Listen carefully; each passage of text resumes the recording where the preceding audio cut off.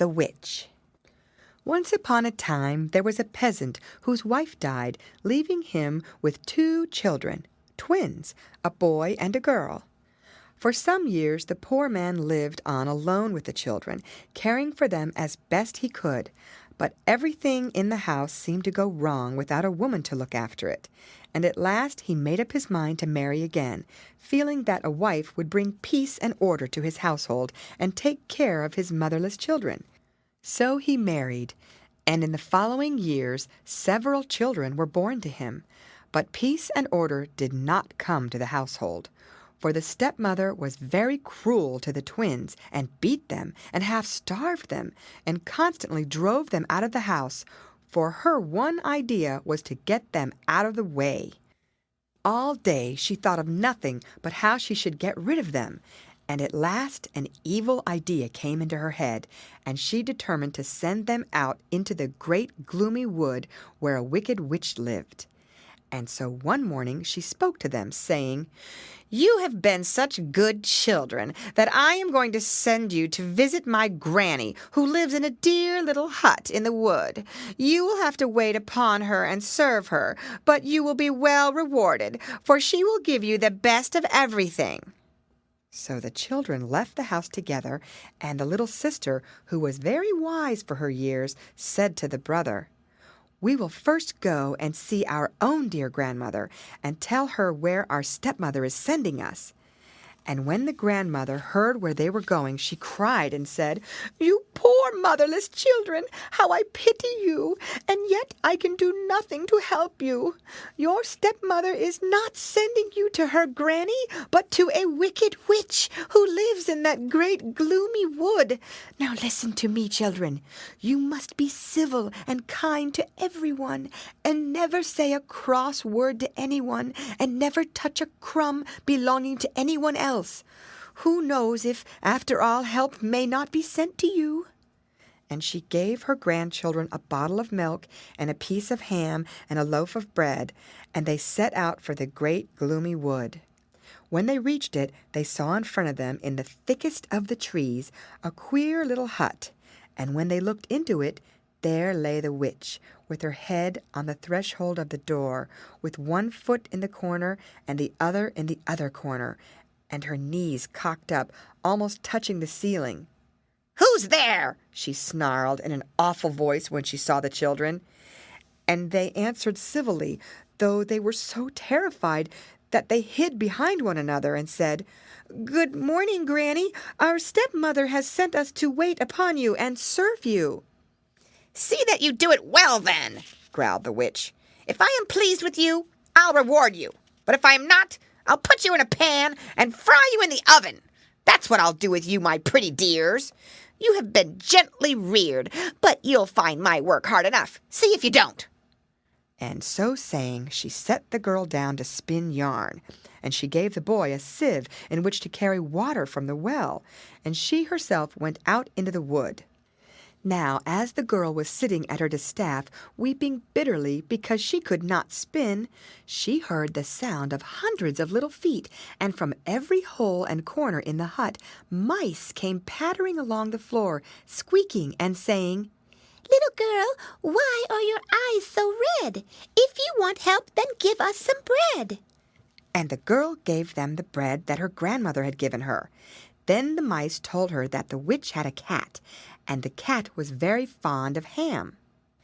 If she would give the cat her ham, it would show her the way out of the wood, and in the meantime they would spin the yarn for her.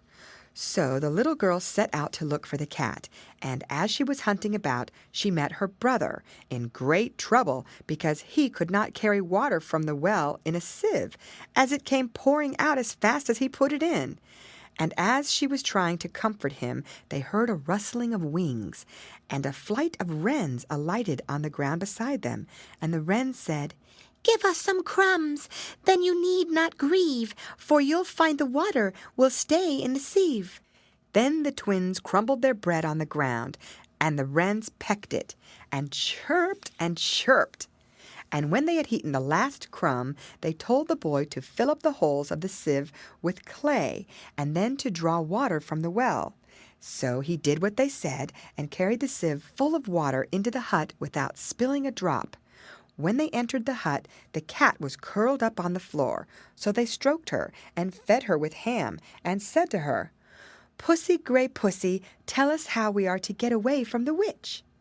Then the cat thanked them for the ham and gave them a pocket handkerchief and a comb, and told them that when the witch pursued them, as she certainly would, all they had to do was to throw the handkerchief on the ground and run as fast as they could. As soon as the handkerchief touched the ground, a deep, broad river would spring up, which would hinder the witch's progress.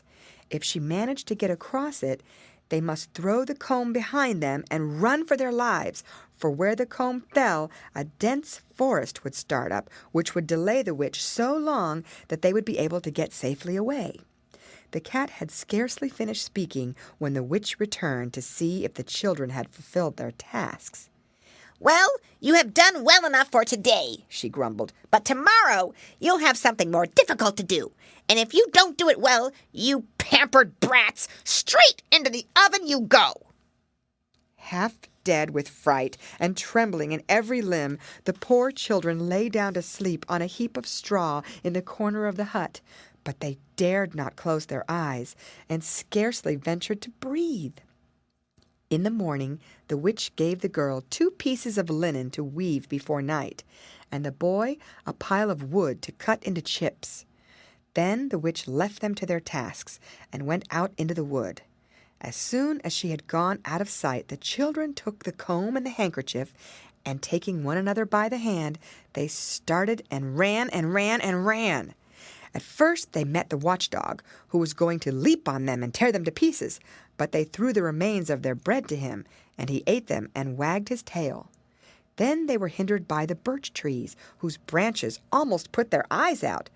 But the little sister tied the twigs together with a piece of ribbon, and they got past safely, and after running through the wood, came out onto the open fields. In the meantime, in the hut, the cat was busy weaving the linen and tangling the threads as it wove. And the witch returned to see how the children were getting on, and she crept up to the window and whispered, "Are you weaving, my little dear?" "Yes, Granny, I am weaving," answered the cat. When the witch saw that the children had escaped her, she was furious, and hitting the cat with a porringer, she said, "Why did you let the children leave the hut? Why did you not scratch their eyes out?" But the cat curled up its tail and put its back up and answered, "I have served you all these years, and you never even threw me a bone, but the dear children gave me their own piece of ham." Then the witch was furious with the watchdog and with the birch trees because they had let the children pass. But the dog answered, "I have served you all these years, and you never gave me so much as a hard crust, but the children gave me their own loaf of bread." And the birch rustled its leaves and said, "I have served you longer than I can say, and you never tied a bit of twine even round my branches, and the dear children bound them up with their brightest ribbons." So the witch saw there was no help to be got from her old servants, and that the best thing she could do was to mount on her broom and set off in pursuit of the children. And as the children ran, they heard the sound of the broom sweeping the ground close behind them. So instantly they threw the handkerchief down over their shoulder, and in a moment a deep, broad river flowed behind them. When the witch came up to it, it took her a long time before she found a place which she could ford over on her broomstick. But at last she got across and continued the chase faster than before. And as the children ran, they heard a sound, and the little sister put her ear to the ground and heard the broom sweeping the earth close behind them. So quick as thought, she threw the comb down on the ground, and in an instant, as the cat had said, a dense forest sprung up, in which the roots and branches were so closely intertwined that it was impossible to force a way through it. So when the witch came up to it on her broom, she found that there was nothing for it but to turn round and go back to her hut. But the twins ran straight on till they reached their own home. Then they told their father all that they had suffered, and he was so angry with their stepmother that he drove her out of the house and never let her return. But he and the children lived happily together, and he took care of them himself and never let a stranger come near them. The end.